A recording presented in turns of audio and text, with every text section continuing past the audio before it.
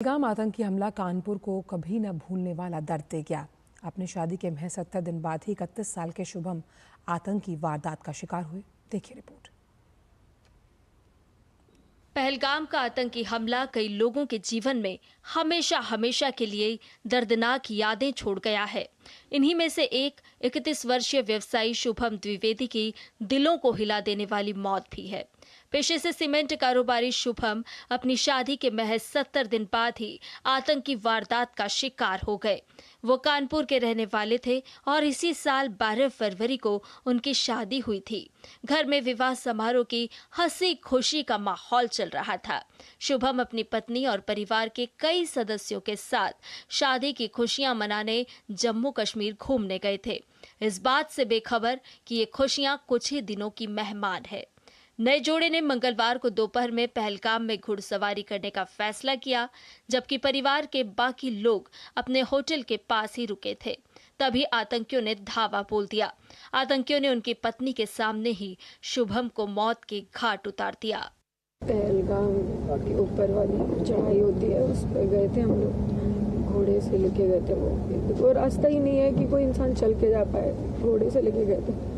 ऊपर पहुंचे, बस मैंने मैगी का ऑर्डर दिया और मैं और शुभम बैठ के मैगी खाने जा रहे थे। शाम भी मेरी बहन थोड़ा दूर बैठी थी और पापा मेरे वॉशरूम गए थे। उतनी देर में एक बंदा पीछे से आया और उसने गोली साइड में रख के उससे पूछा, हिंदू है कि मुसलमान?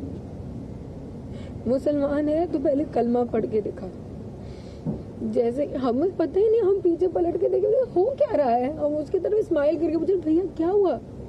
मेरा हिंदू है मुसलमान? मैंने कहा हिंदू। मार दिया। पहली गन उसी पे चलाई। क्यों मार दिया? हिंदू मुसलमान करके हुए बंदे को मार। स्थिति समझिए उसकी कि बहू के सामने ही गोली मार दी। बहू ने कहा हमें भी गोली मारी है, तो उनका नहीं, हमें आपको मारना नहीं है। अपनी जो भी उनकी भाषा है, गलत भाषा, जाके वहाँ बताइए सरकार को, अपनी मोदी को बताइए, मोदी जी को बताइए, ऐसा उनको कहा।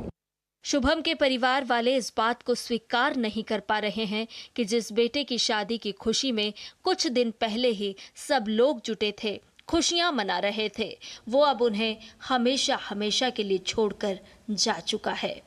Bureau report, DD news.